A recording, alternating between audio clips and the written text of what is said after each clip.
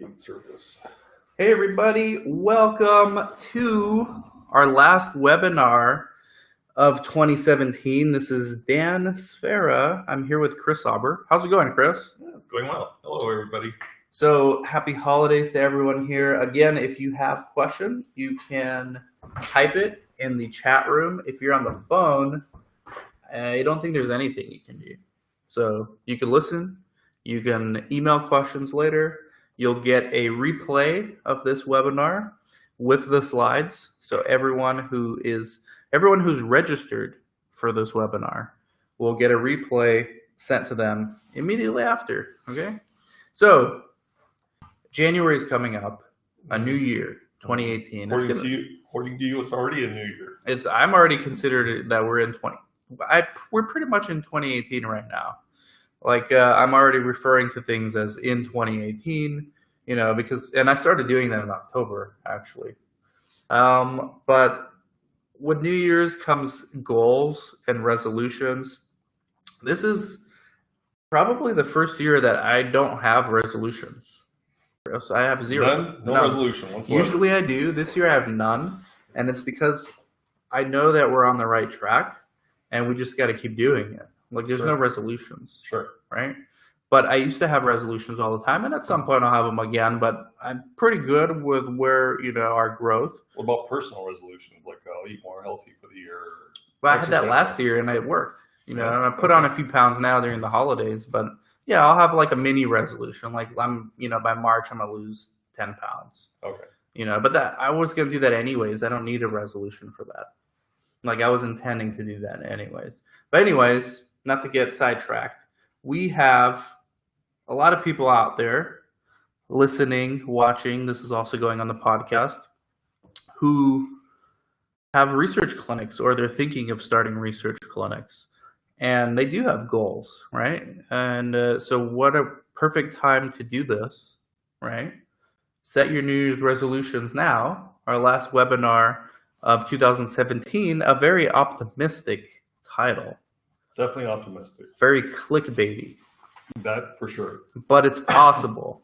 Yeah, well, sure. Possible. Definitely possible. So 12 months to 7 figures. Tell them why you have problems with this. Because first of all, I think 12 months to 7 figures, if you're a brand new research clinic, is extremely optimistic. But possible. But it's possible. But if you're an established clinic, it still is optimistic, but it's possible. And some established clinics, some people listening probably make more than 7 figures in a year. So I don't know why you're on here. Right? I suppose that's a... So what do you think? Point. What do you think about this, Chris? So as you alluded to, if you're a new site, very unlikely, but you can always get lucky. So if you're a new site, it's going to take a little bit of luck to reach 7 figures.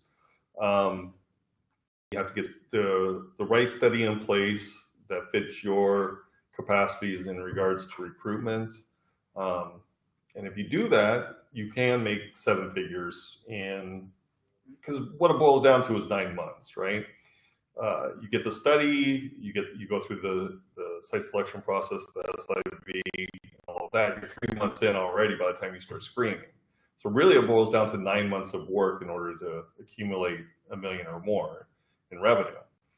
Possible, but everything has to align exactly right for that to occur for a new site. Right. It isn't optimistic, but it is possible. I've done it. I've done it with the inpatient study. Sure. Okay. Much more likely with an inpatient Much study. more likely. And we're going to get into that. So let's get into these slides if I can figure out how to click. Amy did these slides. And again, I did not look at them. We're winging it. I'm trusting her now. So profit margins. Clinical trials is an industry where you can make big revenues in a very short amount of time. Do you agree with this? Oh, absolutely. Let it out. Add some color. So the profit margins are extremely large. You take a restaurant, for an example. Even a very successful restaurant, the profit margins are very slim. Research is quite the opposite. Even some labs we talk to, right? Yeah. Oh, yeah. Now that we're in the CRO space, we're going out to lunch with labs in the area, right? And they want to get into research. And when they tell us about their profit margins, I mean, they're dealing with under 10% profit margins. Yeah. As a research clinic, at the lowest, you should be like at 70, maybe 65. Sure. somewhere in that right? region. Yeah. Yeah. Okay. So clinical trials, big profit margins, short amount of time. Profit margins can range anywhere from 40 to 90%. I would say 40 is like super low. You're paying a lot of doctors very well, and yes, you have a lot of PIs on staff that they're all receiving 200K salaries or something. Sure. How much you take home is the variable depending on your expenses. Now, when I say 7 figures, I'm just referring to gross top line sales. Okay. What you do with the total revenue, gross revenue, what you profit from that may be slightly under 7 figures, but still, it's a good goal to have. So how much you take home is variable depending on your expenses, how many owners are involved, because you got to split profits, right? Yep. That takes a big chunk out of it. So let's say we profit $1 million, right? Well, we have 4 partners here. Right. So we're each getting 250. Yep. We're not all taking 250 out. We each probably leave 50 in to let the business run. That's after or before expenses? Well, because we save too, right? Yeah. So it depends. These are all the variables, right? You can do whatever you want. So next slide. The process of obtaining a study. So there's 2 ways to do this. You can get a bunch of outpatient studies, which we're going to see on a future slide, or just one inpatient study, and you can achieve 7 figures in 12 months of gross revenue. Okay. Yep. So we got a question.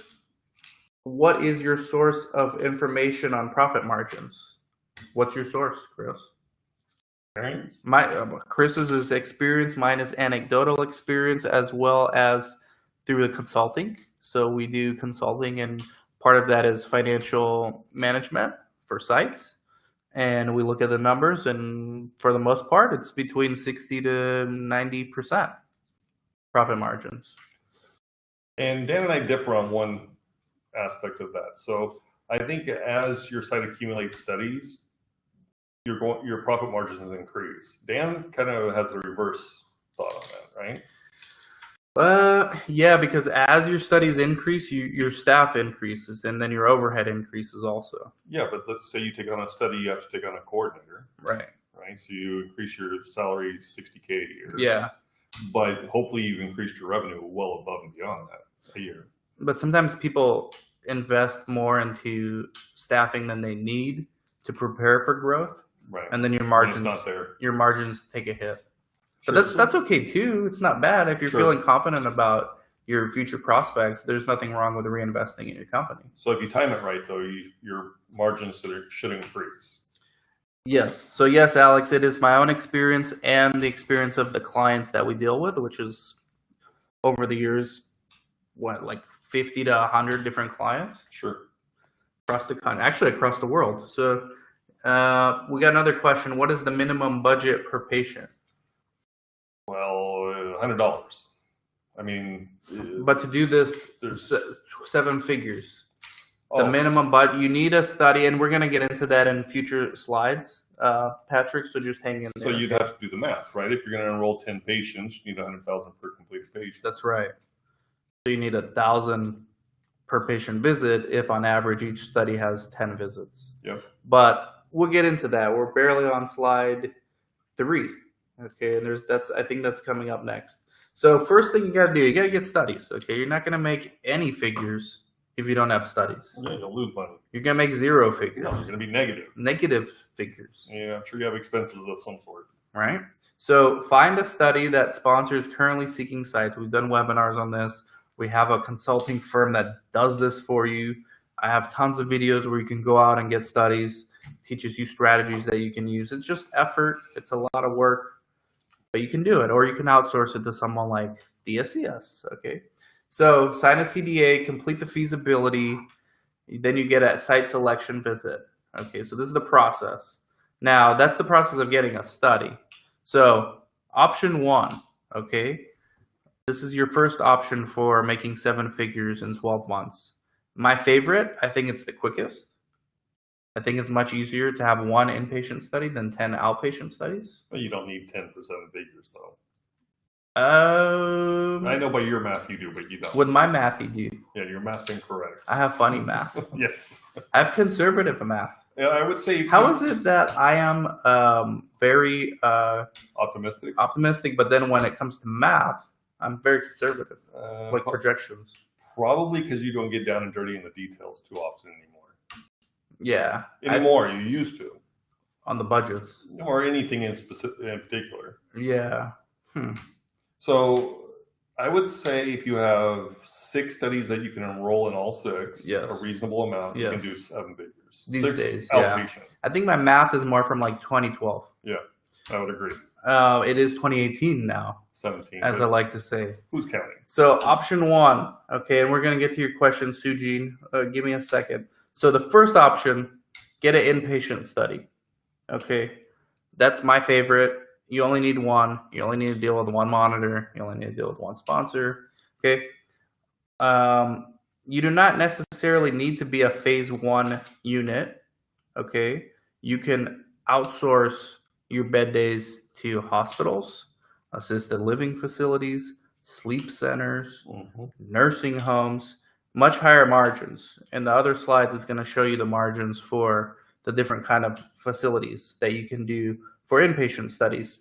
There's a quote in this industry, I don't know who made it up, but everyone references it. Outpatient studies keep the lights on, but inpatient studies are where you'll make your money. Do you agree? Absolutely. So we noticed, at least from our anecdotal experience, every 3 or 4 years, we will get 1 or 2 of these inpatient studies, and they usually come in waves. Yep. So for 3 or 4 years, we'll have a period where we just have a bunch of outpatient studies, and we're doing okay, right? But then every 3 or 4 years, we get 1 or 2, and they usually come together. We get 2 inpatient studies, and that's pretty much it. Like, that's all we need. We're very lean at our clinics. We run like a skeleton crew. Yep. So that's all we need. And so your goal as a small research clinic, small to medium-sized research clinic, is to survive long enough with the outpatient studies. So keep the lights on long enough in order to be there to reap the benefits of having these inpatient studies approaching you. It's a little dramatic, right? So you can more than just keep the lights on, or in other words, pay the bills with outpatient studies. There's revenue you can create and profits to be seen. It's just not a matter of paying the bills, but it's nothing compared to an outpatient study. And also, to elaborate on outpatient studies, those are not necessarily just phase 1 studies. Phase 2 trials, even phase 3 oftentimes have inpatient stays. That's right. So it's not just phase 1 for inpatient studies. Yeah. This is just to keep it simple. Right. You know, but in the real world, there could be a little in between, all right, like some hybrid studies. So we got a question from Sujin. How do you convince CROs and sponsors for sites that have PIs who do not have any experience in research? Well, this is something that we do all the time with DSCS. In addition to negotiating contracts and budgets, we'll do your feasibility surveys for you. And the answer is you lead with your strengths, okay? So if your PI doesn't have research experience, well, what does she or he have, okay? The best strength you can lead with is the database. Database, lead with your strengths. That's the best one to lead with. That's the most important criteria for getting a study. Secondly is experience in research. One is, can you get patients for the study? So if you can make them aware of this, now, obviously it can be difficult because you have to get them there for the site selection visit. But if you can get them there and you make it perfectly clear that you will get more than enough patients for this trial, that it will be very simple and easy for you to do so, you should be able to get a trial. Yep. So that's the answer. So more on inpatient studies. Negotiate a monthly bed rate. Okay, so the good thing about these inpatient studies is there is the study component, just like an outpatient budget, where you'll have a schedule of assessments, and then you'll have a price for each assessment that you negotiate, right? But you also get on top of that, which ends up being where you make your money, are the bed days, okay? And you negotiate with a sponsor anywhere from $1,500 to $1,900 a night, right? Sure. Depending on the requirements of the facility. And it could be much more if it's a very intensive study, an oncology study or something in which there's a lot of things that need to be monitored. Or very acute, like psychiatric disorder study. Whereas the bed days are going to be more expensive. Because you need nurses and specialized staff there. Exactly. Right? So, but on average, it's going to be like between $1,500 to $1,900 that you negotiate. The sponsor reimburses you per patient, per bed day. Now, your profit will be how much can you negotiate with the facility where you're doing the study. Yeah, what's the difference that you get to keep per bed day? That's the difference. Okay, let me give you an example. In 2013, so the last 3-4 years ago, right? Yep. And now we're hopefully 2018, we're going to see more of these inpatient studies. But our last wave came in 2013, 2014. Correct. We had 2 of these studies, but one in particular, we had a 45-day inpatient study. Mm-hmm. We convinced the sponsor to allow us to use an assisted living facility. Mm-hmm. We rented 3 rooms, 2 beds per room, so that's 6 beds, 45 days per patient. So we could have put 6 patients in there. We never maxed it out. We had very conservative sub-Is that didn't want to do that. Right. But we filled it at half capacity. We had 3 patients in there at any given time for like 6 months, right? So we got from the sponsor $2,000 a night per bed. Right. So with 3 patients in there, that's $6,000 a day we were getting. Mm-hmm. We only paid $2,000 a month per room. I thought it was $3,000 total per month. $3,000 total for the whole, something like that. It's crazy, right? Like you make up the rent in 2 days or half a day. So that's where you make your profits. Okay, how can you negotiate with the facility? All right, negotiate like what works for them. You don't tell them what you're getting from the sponsor. And they really don't even care. Some of them would. Yeah. I guarantee you, if this person knew how much we were getting, she would charge a lot more. Sure. Okay. Oh, I'm sorry. Right. You don't tell the facility what you're getting from the sponsor. Right. I was thinking in reverse. You don't tell the sponsor. Well, you don't tell the sponsor when they're asking you and when you're negotiating. Right. What you're going to pay. Yeah, because then they're going to say, well, why are we paying you $1,600 a night? Most likely they're not going to. They usually don't. Unless you're asking for an exorbitant amount. If you're asking for $6,000 a day, they may want to see an invoice from, or some sort of numbers that prove you need to pay this amount. Right. And this is where you make your 7 figures. Okay, if you do this consistently for a year, you're making well over 7 figures. Sure. You don't need any other study. And by the way, I didn't even get into the actual study. Right. There's a whole other budget associated with each visit that you have. Yeah, you're getting paid for the assessments as well. So we were making so much on this inpatient study, we weren't even considering payments from the budget. Right. That was like icing on the cake. Absolutely. Right. We weren't even factoring that into our calculations. And then they were paying all screen failures too. That was a great study. So we got another question. Ryan, how can you use an assisted living or surgery center for your inpatient study if your PI is not a practicing physician there? Well, you negotiate, right? Who owns that place? Do they want to get paid? That'd be my question to them. If they don't want to, you move on until you find someone that does. Most people, especially private businesses, like private assisted living facilities, private surgery centers, they're willing to negotiate with you. Universities and hospitals usually are not willing to negotiate with you. Yeah, stay away. Well, you can try, but they're more stuck in their ways. They're too costly too. And they have policies. It's not even that they don't want to do it. They have policies. They can't just negotiate. You know, it's not a capitalism. And then on top of all of that, you're usually working with a local IRB as well. So stay away. Yeah. So just keep negotiating. It's all about negotiating. And Ryan said, I meant more like how would a sponsor approve this type of facility if the PI does not have it listed on his CV? So list it on his CV. That's what I would do. List it on his CV from, let's say you're getting the study now. So from December 2017 till present, that's on his CV. Well, is that even necessary? Because, I mean, the sponsor's going to come out and look at the facility you're proposing, and then they'll either approve it or say find another. Yeah. Right? So I don't know if you necessarily need to list the facility on the CV. It's just a matter of getting sponsor approval. At some assisted livings and nursing homes and hospitals, doctors need privileges to go there. Sure. So what you can do, if you found a really good place, a really good facility, and you were able to negotiate a really good bed rate per day, and you don't want to screw it up, find a doctor there that's willing to be a sub-I, right? Or find any way to get your PI privileges at that place. I mean, talk to the staff there, talk to the administrators. How would you get privileges just for the study? Okay, so they're usually willing to work with you. And like Chris said, sometimes sponsors don't even care, but at some places they won't. At some facilities they won't let doctor in unless you have privileges. Sure. This is a real problem. I think that's more true of a hospital setting. Yes, as Chris likes to say, this is a hurdle, not a wall. Yes, exactly. Right? Yep, no problem, Ryan. Okay, so keep in mind, going rate for a bed day may vary depending on location. Amy got this right. It's because she went through one of our other videos. Right. Most ideal to least ideal options for a inpatient unit: assisted living facilities, then a surgery center, then a nursing home, then a hospital. And I would wholeheartedly agree with that. Precisely because those are the least restrictive first for things like Ryan was asking, privileges for doctors, right? Hospitals are the strictest.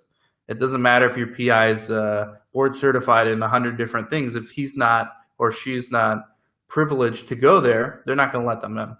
Right. Okay. Assisted living facilities don't really have too many policies like that. Surgery centers, the same. Nursing homes are a little bit like hospitals in the sense that they do require privileges. They don't just want anyone walking through there, which makes sense, right? Absolutely. So that's why. And also, the monthly rates. First of all, a hospital doesn't even have a monthly rate. It has a daily rate. And the hospitals are the least profit margin. If we would have done that study I was telling you about earlier, where we were getting, I think, $1,900 a night per patient at a hospital, we would have paid $1,200 a night to the hospital. Maybe more. Maybe more. And there was a study that we were looking at doing. It was inpatient not too long ago, maybe a year and a half, 2 years ago, and really complicated study. The hospital wanted $6,000 a night. $6,000 a night? Yeah, per bed day. So yeah, there's no way you can do that because no sponsor is going to pay you $6,000 per night. They might, but you'd have to prove that's what you're paying. Yeah, and then where's your margins? Yeah, you're breaking even. If they're only paying even you on the bed day. Right. So then it's just like having an outpatient study. Yes, it's the same thing. Except much more complex. Yep. So I wouldn't even want that study. Yeah, and we turned it down for that reason. Yeah, of course. So guys, it's all about what you negotiate with these inpatient studies. If there's not a ridiculous amount of profit margins you're getting on the bed days, it's not worth doing it. Because these studies are complex and they are going to require a lot of resources. They're going to require a lot of time. Oftentimes these are 24/7 studies. Like you need staff to go in at 2 a.m. and do something. Yep. Right?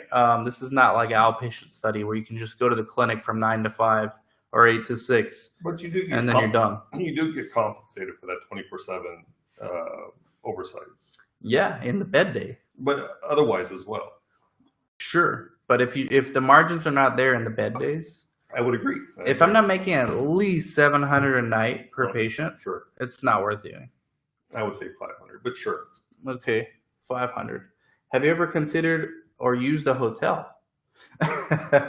Considered, yes. Used, no. We do know somebody that did use a hotel. Speaking to the mic, sir. Recently, right? Yeah, don't mention his name. I'm not. But we talked to somebody recently that said they use a hotel as their inpatient facility, so it can be done. You just need to be able to work with it. He did say that the days of doing that are kind of ending, if not already dead. But late 90s, mid-late 90s, early 2000s, this was going on a lot. Sure. Well, doctors were doing research from their garages. I mean, right back then. So people were doing this. It's a lot less common now, and sponsors are much more conservative about their research dollars. Not because they're trying to save money, but because of the Sunshine Act. Okay, so just Google the Sunshine Act, and you'll see why sponsors are concerned about budgets. Right? They want to pay doctors. I mean, sure. The sales reps used to take doctors out on cruises to Brazil. Mm-hmm. Right? It's not about money to them. Right. But the Sunshine Act came around and put an end to all this stuff. But yes, there were people using hotels. I'm sure it still happens here and there. Again, if you can convince a sponsor that you can maintain PI oversight and patient safety, they'll approve anything. Yeah, you just have to prove it. Same with the IRB. The IRB will have to approve the location also. So if you're using a hotel, it's not just the sponsor, but the IRB will have to approve it, and the IRB is going to ask you that in the initial site questionnaire, right? And they're going to want to know, well, what's the facility look like? And if it's a Best Western, Motel 6, and you're running an acute schizophrenia study, it may not fly, right? Yeah, quite possibly it won't. Oftentimes with these psychiatric studies, you need like meal considerations. Certainly for the phase 1 healthy volunteer studies, you need meal considerations, dietary considerations, restricted access to going outside. Well, phase 1, you also have PKs. So how are you going to conduct a PK from a hotel room? Right. Restricted access of people coming in and out. So you don't want people coming in and like just having parties in your phase 1 unit. You don't want one of your patients inviting all their friends to come over and get everyone drunk, sneak in alcohol, right? You don't want... Well, that's why they want to know how are you going to have oversight. Right. They don't want schizophrenic patients like committing suicide if they're, someone could just jump out the window. Right. Right? These are things you got to take into consideration. Understand your patient population and see what's reasonable for you to get away with. All right. I don't know if that's the proper terminology, get away with, but implement. See what's reasonable for you to pocket, I guess. The sponsor is going to pay you, like I said, up to $2,000 a night for most studies, right? So now what you do with it's up to you. And can you maintain oversight? That's the variable. Yep. No? Absolutely. They didn't just automatically approve the assisted living when we did our study. We had to show them. We had to spend an hour or two with going over the SOPs of that facility, which, by the way, they didn't have. We had to make it for them. And if I remember correctly, there was an attorney involved too, right? There was an attorney involved. To present the facility. Hey, man, that guy was able to pull it off. Yep. Hats off to him. I learned a lot that day. So, yes, as with most things in research, if you can have a reasonable justification for it, it can be approved. Yeah, that's true of anything in research for the most part. That's right. So now, we went through all this. Good job, Amy, on the slides. Aim to get 900 to 1,500 per night. I would say even higher. Okay, this is probably on the low side. On the low end, but that's good too. But try to get between 12 to 2,000 a night. Okay, and then if you what she means by that is profit. No, I know. Per night reimbursed to you. I see that, but she could mean by profit, right? She could mean right. Well, to profit $1 million, you would need to have roughly 30 patients inpatient for 30 days. At her figures, right? At her figures, which are conservative, right? You can profit the same amount by having fewer subjects who are inpatient for a longer period of time. I don't think those numbers are or more subjects inpatient for a shorter period of time. Sure, if you have 30 subjects for 30 days in a row at $1,000 a night, $30,000 a month for each patient. Yeah, $30,000 a month for each patient. Yeah, but that's just strictly on the inpatient portion. Correct. Correct. You're probably making, if you're doing 30 patients, another 7 figures on on the assessments and on the study itself. Right. Yeah. Yeah. So no, it's not that many patients. You don't need that many. No. You need half? Half. And then you profit the same by having fewer subjects for a longer period of time. Or more for shorter. For everything, there's always variables. Keep in mind, some sponsors may require that the inpatient portion of the study be conducted at acute private hospitals, which can be costly. This is what we talked about earlier. Very costly. Right? Sometimes they take all the margins, and then it's not worth you doing the study. Unless the study pays real well. It may be possible to convince the sponsor to allow your patients to stay at a nursing home or assisted living facility instead, which is what we discussed. Okay, now, patient retention, okay? The key is to keep subjects in for as long as possible. Patients may decide to withdraw before the end of the study. To prevent this, you may want to spend money on things like entertainment, planned field trips, food. Now remember, some of these studies have strict dietary requirements, all right? Some of these studies, especially if they're phase 1, there's a protocol of what the diet needs to be consisting of. So you can't just like order pizza every night, all right? Or maybe you can. It depends on the protocol. Yeah. Right? Like if there's no dietary restrictions, then yeah, we can have McDonald's and pizza. If the doctors are willing to do that, most would not. Right. They would want a decent food. When we did this study, they would have home cooked food. They had a staff that would cook. Right. And they would cook healthy food. Right at the hospital, they have a chef, full-time chef. Right. He used to cook for restaurants. Now he cooks for the hospital. So you kind of alluded to it. We've used the hospital as well for. Oh yeah, we've done it all. Patient. I've used ALF. I've used a sleep center. I've used a hospital. I've used a nursing home. We got another question. What medical indications do you typically see inpatient studies for? And does it matter that your PI specialty is not that indication? For example, I own a cardiovascular site with a cardiologist PI. Would I be able to get an inpatient study in something else if I have the facility and research experience in other areas? So it comes back to one, can you recruit the patient population, right? That's the number one hurdle to overcome. As a cardiologist, how is your PI? How is he going to get patients for a constipation trial, right? So long as you can show that you're capable of getting these patients and explain how, yeah, they're very likely to give you this study. We've done a number of different trials with specialists in other therapeutic areas. For example, we've done asthma trials, constipation trials with a psychiatrist. We've done the same with a neurologist, where they're doing trials of this nature that are nothing to do with their specialty. So it's a matter of, can you convince them that you can get the patients?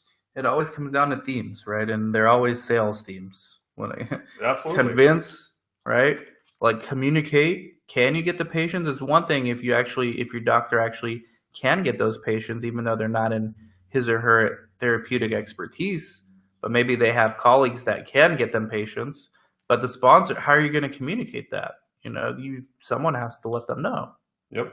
They're not going to assume that you can do it. No. In fact, they should assume that you can. Yeah, you have to make it very clear to them that you very well can get the patients for any given trial. Yeah. Even with this cardiologist, you have to communicate that you can get these specific patients to the doctor's specialty, right? You have to communicate that as well. They just don't assume, like you said. They don't assume that you can do it. They should assume that you can't. Right. When that sponsor came over to visit the assisted living facility, which, by the way, is just a house in a neighborhood. Right. Right? The CRA even said, as we were walking up to the facility house, right, this is a first for me. So I thought we weren't going to get it right there, but we pulled it off. Sure. Right? Why? Salesmanship. Yeah, absolutely. Right? They're not going to default to letting you do whatever you want to do. No, you have to give rationale on why it's appropriate, right? Yeah. Why should we give you this trial? Why should we allow you to use this center? Whatever the case may be. And when we're talking 7 figures, you need to do whatever you need to do to get it. So if it makes sense and if you can actually do a good job on it. So everybody listening, just because you're in the medical field doesn't mean you removed yourself from sales. Right. We could spend a whole nother video and webinar just on that. Right. Sales is very appropriate to all professions. There's only a few that get it. And there's only a few doctors I've met that get this. Yeah. Get this concept. Yeah. Right. Okay. So I'm assuming the outpatient studies are next. Yeah. So obtain 5 to 10 outpatient trials. So she got it right. Yeah. 5 to 10 outpatient trials, with each trial paying $10,000 or more per completed patient. So, like I said, the inpatient studies come around, at least for us, every 3 or 4 years. Well, that means most of the time we're not doing an inpatient study. That would be correct. Most of the time we try to earn our 7 figures, and some of our clinics don't reach that. This is also correct. Right? Some of the years they fall very short. Some of the years they exceed it. Yeah, it gets back to that expression, some years, right? Move the outpatients to pay the bills. We got a question. Who is responsible for obtaining the right patients and the right number of them for a study? The PI. Yeah, anything at site level is the PI. The site and the PI oversees the site. Yeah, PI is responsible for everything at site level. Mm-hmm. So, how to make 7 figures with outpatient studies. Get 5 to 10 trials in a year, each one paying $10,000 or more per completed patient. Enroll 10 patients in every trial. Make sure they complete. Withdrawals and screen failures are sometimes profitable. All right. And you can reach 7 figures by conducting fewer trials with more patients, or the inverse. Anything you want to add? No, like I said, though, I think it's right around, if you enroll 10 patients, I think 6 trials. Because 10,000 is a little bit low on completed patients. I'd say the average now is closer to 20,000. 20? Yeah. Closer to 20 than 10. Because I just negotiated a couple of sites' budgets. I'm still in the trenches here and there, and it wasn't 20,000. It was more than 10, though. It was more than 10, yeah. Right, like 15, 16? Like 12. Okay. 12, still more than 10, though. Yeah. Okay. Yeah.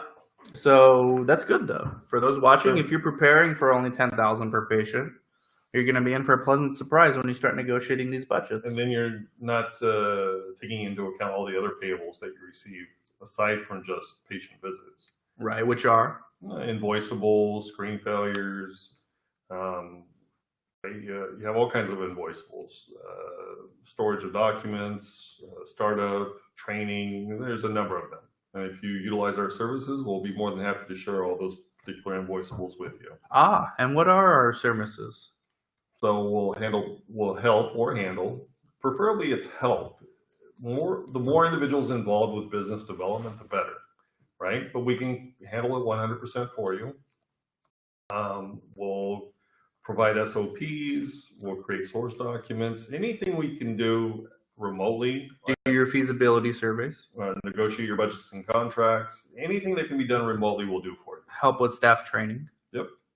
Help teach your team how to keep the books. Yep. I mean, these are things we just did last week. Yes, we did. All right.